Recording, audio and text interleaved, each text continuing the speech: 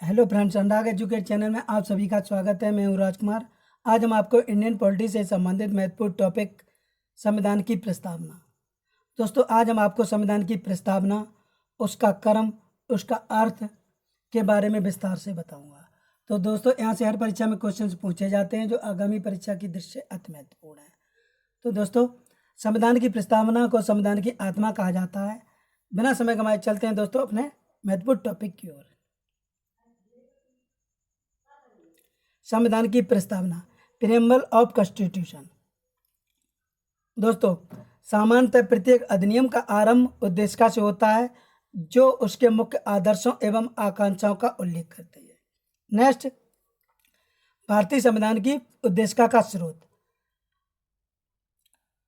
दोस्तों, उद्देशिका का मुख्य स्रोत पंडित जवाहरलाल नेहरू द्वारा संविधान सभा में 13 दिसंबर 1946 को प्रस्तुत किया गया 22 जनवरी 1947 को स्वीकृत उद्देश्य प्रस्ताव जो ऑस्ट्रेलिया का संविधान है।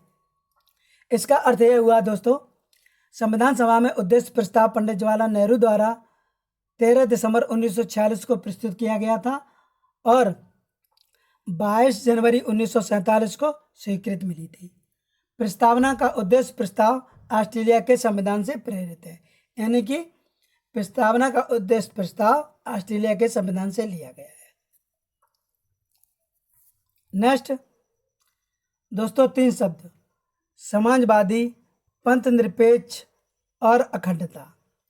कई बार परीक्षाओं में पूछे जाते हैं कि समाजवादी, पंथ निरपेक्ष और अखंडता शब्द संविधान की प्रस्तावना में कब जोड़े गए, भारतीय संविधान में कब जोड़े गए। तो दोस्तों, 42वां संविधान संशोधन अधिनियम 1976 में जोड़े गए। समाजवादी, पंथ निरपेक्ष प्रथम पैरा में और अखंडता शब्द छठे पैरा में जोड़ा गया।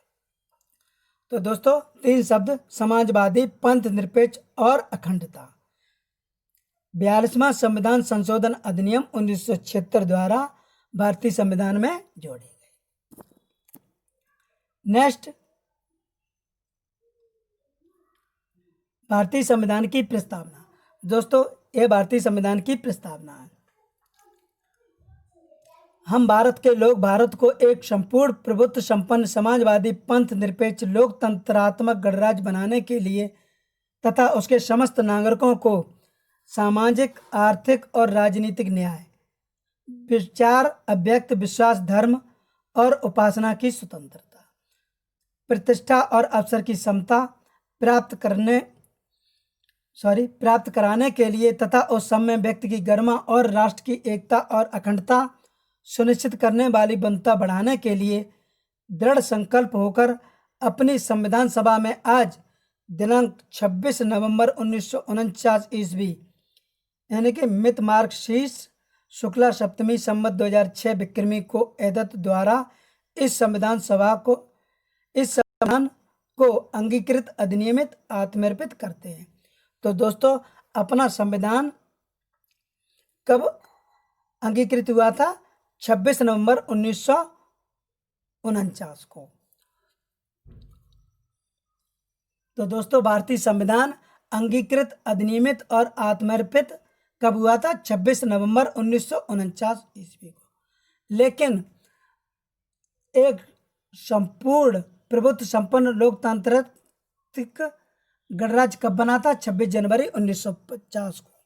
तो दोस्तों, 26 नवंबर 1949 को संविधान को अपनाया गया था, अंगीकृत किया गया था, लेकिन पूर्ण रूप से 26 जनवरी 1950 को लागू हुआ था। नेक्स्ट, प्रस्तावना का क्रम। हम भारत के लोग संपूर्ण प्रभुत्व संपन्न, 3rd समाजवादी, 4th पंथ निरपेक्ष, 5th लोकतंत्र, 6th गणराज्य। दोस्तों, यह प्रस्तावना का क्रम है। कभी कभी परीक्षाओं में प्रस्तावना का ये शब्द दे दिए जाते हैं और क्रम पूछा जाता है। तो सबसे फर्स्ट नंबर पर हम भारत के लोग, be the people of India. Second पे संपूर्ण प्रभुत्व संपन्न सोवर्जिन। थर्ड पर समाजवादी सोशलिस्ट। फोर्थ पंथ निरपेक्ष या धर्मनिरपेक्ष सेकुलर। फिफ्थ लोकतंत्र यानी कि डेमोक्रेसी। सिक्स पर गणराज्य यानी कि रिपब्लिक। तो दोस्तों इस प्रस्तावना का क्रम है। नेक्स्ट हम भारत के लोग, इसके अर्थ के बारे में विस्तार से जान लेते हैं। Be the people of India. दोस्तों प्रस्तावना का आरंभ हम भारत के लोग be the people of India शब्द से हुई है। इसका तात्पर्य है कि संविधान का मूल स्रोत भारत की जनता है, वही समस्त शक्तियों का केंद्र बिंदु है। संविधान द्वारा प्रदत्त संप्रभुता जनता में निहित है तथा भारतीय संविधान उसकी इच्छा का परिणाम है। तो दोस्तों सब समस्त शक्तियों का केंद्र बिंदु भारत की जनता है। नेक्स्ट प्रस्तावना में हम भारत के लोग की अवधारणा अमेरिका के संविधान से लिया गया है। यानी कि संविधान की प्रस्तावना शुरू होती है हम भारत के लोग, तो ये शब्द अमेरिका के संविधान से लिए गए हैं। और संविधान का मूल स्रोत भारत की जनता है, वही समस्त शक्तियों का केंद्र बिंदु है। संविधान द्वारा प्रदत्त संप्रभुता यानी कि संप्रभुता जनता में निहित करती है और भारतीय संविधान उसकी इच्छा का परिणाम है। तो दोस्तों हम भारत के लोग शब्द का अर्थ है। नेक्स्ट संपूर्ण प्रभुत्व संपन्न यानी सोवर्जिन। दोस्तों प्रस्तावना के अनुसार भारत एक संपूर्ण प्रभुत्व संपन्न राष्ट्र होगा। इससे स्पष्ट होता है कि भारत अपने आंतरिक एवं बाह्य मामलों में किसी विदेशी सत्ता या शक्ति के अधीन नहीं है। यानी कि भारत एक स्वतंत्र राष्ट्र है जिस पर आंतरिक या बाह्य मामलों में किसी विदेशी सत्ता या शक्ति के अधीन नहीं है। जैसे पहले अंग्रेजों का शासन था तो भारत किसी दूसरी शक्ति यानी कि अंग्रेजों के अधीन था। नेक्स्ट जिसमें सर्वोच्च और अंतिम शक्ति निवास करती है उसे संपूर्ण कहते हैं। तो दोस्तों संपूर्ण वही है जिसमें सर्वोच्च और अंतिम शक्ति निवास करती है, संपूर्ण है। संपूर्ण प्रभुत्व संपन्न इसका अर्थ यह है कि भारत अपने आंतरिक एवं बाह्य मामलों में किसी विदेशी सत्ता या शक्ति के अधीन नहीं है, यानी कि स्वतंत्र राष्ट्र है। Next Samajwadi socialist. दोस्तों जहां व्यक्ति को कम और समाज को अधिक महत्व दिया जाता है उसे समाजवादी व्यवस्था कहते हैं। समाजवादी व्यवस्था किसे कहते हैं? जहां व्यक्ति को कम समाज को अधिक महत्व दिया जाता है। भारत ने दोनों का महत्व स्वीकार करते हुए अपने तरह का समाजवादी यानी कि मिश्रित अर्थव्यवस्था को लागू किया है। नेक्स्ट अति महत्वपूर्ण समाजवादी शब्द यानी कि समाजवादी शब्द 42वें संविधान संशोधन अधिनियम 1976 द्वारा प्रस्तावना में जोड़ा गया। तो दोस्तों समाजवादी शब्द 42वें संविधान संशोधन अधिनियम 1976 द्वारा भारतीय संविधान की प्रस्तावना में जोड़ा गया। नेक्स्ट भारत का समाजवाद लोकतांत्रिक समाजवाद है जो नेहरू जी की अवधारणा पर आधारित है। नेक्स्ट पंथ निरपेक्ष।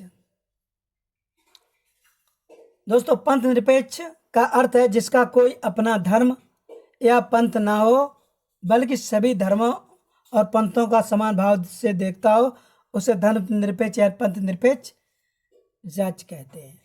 दोस्तों पंथ निरपेक्ष जिसका कोई अपना धर्म ना हो और सभी धर्मों का समान भाव से देखता हो, उसे धर्म निरपेक्ष यानी कि पंथ निरपेक्ष राष्ट्र कहते हैं। जिस राष्ट्र में सभी धर्मों को बराबर स्थान दिया जाता हो वह पंथ निरपेक्ष राष्ट्र कहते हैं।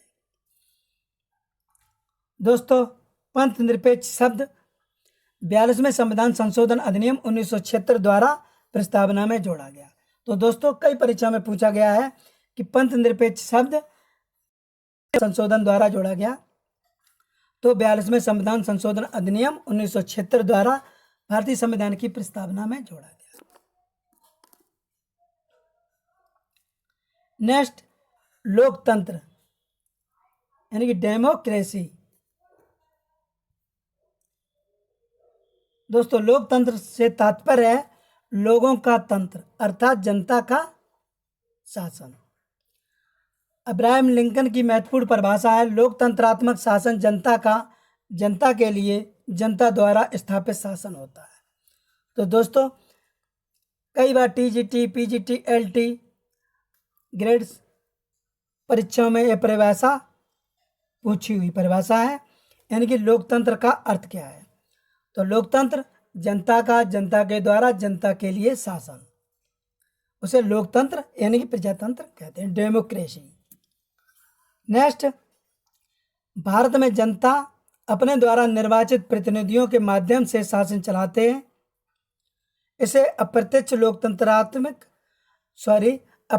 लोकतांत्रिक प्रणाली या प्रतिनिधि प्रणाली कहा जाता है।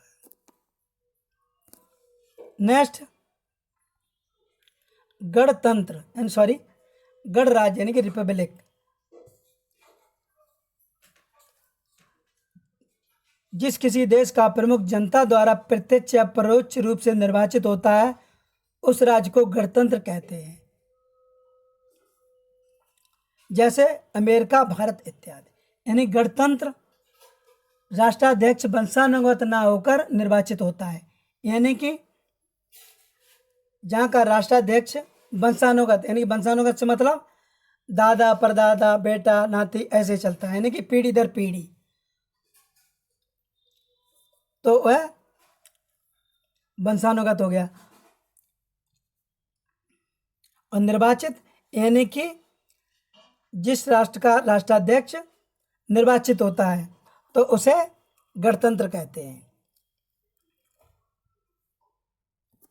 यानी कि राष्ट्राध्यक्ष प्रत्यक्ष या परोक्ष रूप से निर्वाचित होता है तो उस राज्य को गणतंत्र कहते हैं। भारत में राष्ट्राध्यक्ष प्रत्यक्ष निर्वाचित होता है और अपने भारत में राष्ट्राध्यक्ष प्रत्यक्ष न होकर अप्रत्यक्ष यानी परोक्ष रूप से निर्वाचित होता है, यानी कि जनता द्वारा लोकसभा के सदस्य निर्वाचित होते हैं और वही जाकर राष्ट्राध्यक्ष यानी कि राष्ट्रपति का चुनाव करते हैं, तो वह परोक्ष यानी अप्रत्यक्ष रूप से चुनाव होता है।